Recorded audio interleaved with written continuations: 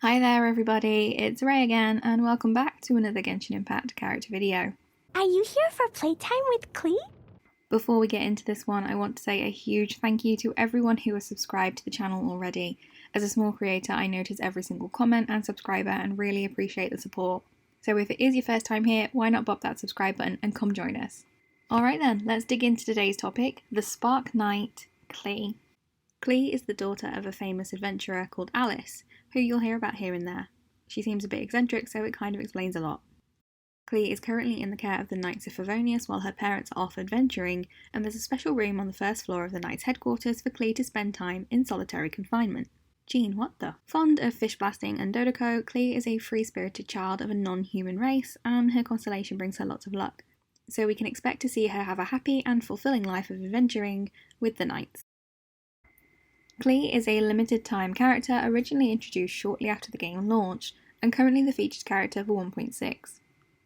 To get Klee adventure ready, you'll need to gather pyro crystals and everflame seeds from the pyro regis vine, go foraging for Philanimo mushrooms, and nab some scrolls from the salmon shells. For her talents, you'll need Books of Freedom, more scrolls, and Ring of Boreas from the Wolf of the North. Once you've added Klee to the team, any more wishes for her will give you Stellar Fortuna, which will light up her constellation Trifolium, the Clover, and boost her skills on the battlefield. So let's check out what the Spark Knight brings to the team. Klee's basic attack, Kaboom, throws things that go boom when they hit things. Or in other words, performs up to 3 explosive attacks dealing AoE pyro damage. Klee can also consume stamina to deal AoE pyro damage to opponents after a short casting time. And when plunging from midair, Klee gathers the power of pyro, damaging opponents in her path and dealing AoE damage on impact with the ground.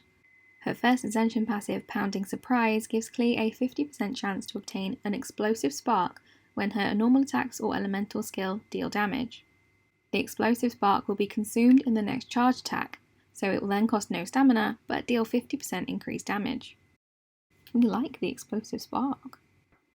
And her second Ascension passive, Sparkling Burst, when Klee's charge attack results in a crit hit, all party members will gain 2 elemental energy. Klee's elemental skill, Jumpy Dumpty, is tons of boom bang fun. When thrown, Jumpty Dumpty bounces thrice, igniting and dealing AoE pyro damage with every bounce. On the third bounce, the bomb splits into many mines.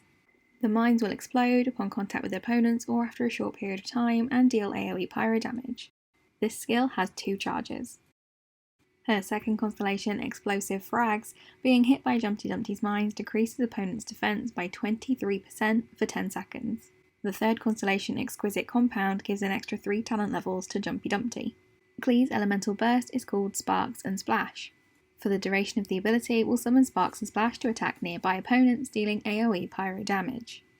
Her first constellation, Chained Reactions, attacks and skills will have a certain chance to summon sparks that bombard opponents, dealing damage equal to 120% of Sparks and Splash's damage.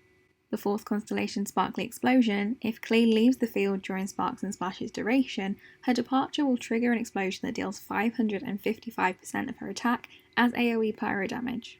Her fifth constellation, Nova Burst, gives an extra 3 talent levels to Sparks and Splash. And her final constellation, Blazing Delight, while under the effects of Sparks and Splash, Klee will regenerate 3 energy for all members of the party, excluding herself, every 3 seconds.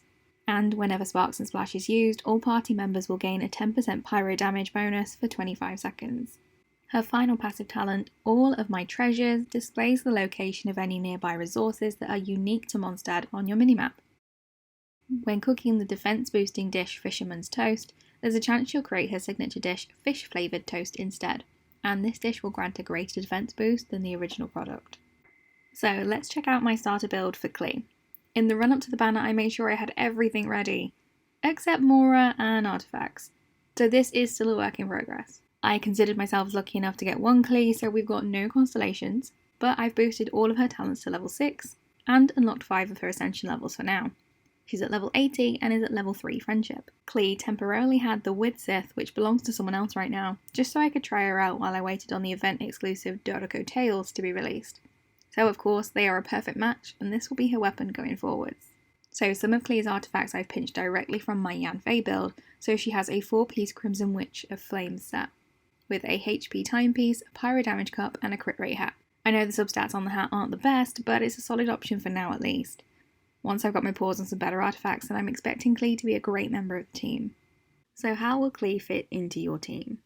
Klee is meant to be a main damage dealer, so pairing up with another pyro unit will boost the entire team's attack through the Fervent Flame's resonance. For an easy pick, everyone has Amber, who will also offer support in the way of crowd control with Baron Bunny.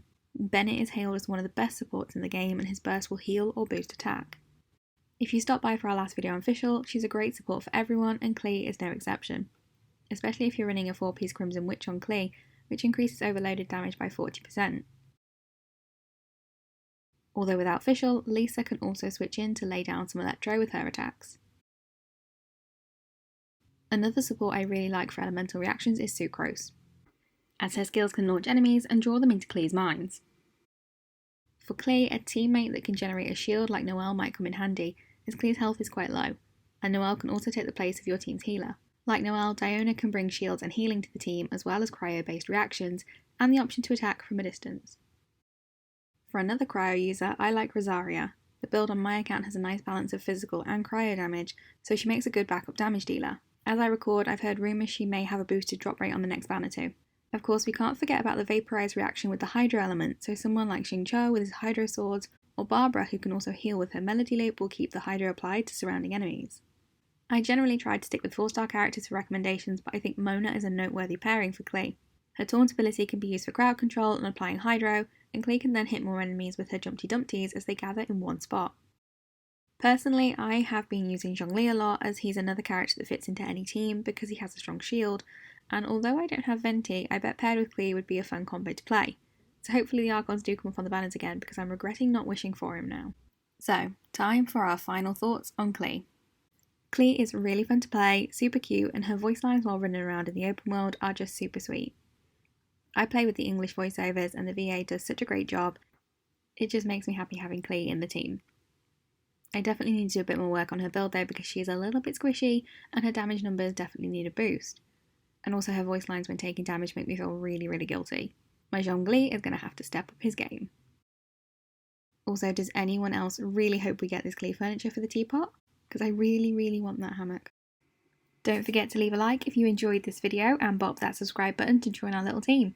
If you were on the fence about wishing for Klee, I hope you found this video helpful, and if you do wish for her, then best of luck. I'm currently working on some video guides that I hope will be helpful, so drop me a comment if you have any requests. But for now, see you next time. At the Knights of Favonius building, you're not allowed to blow up the walls. Shame. It would make getting out of solitary confinement way easier.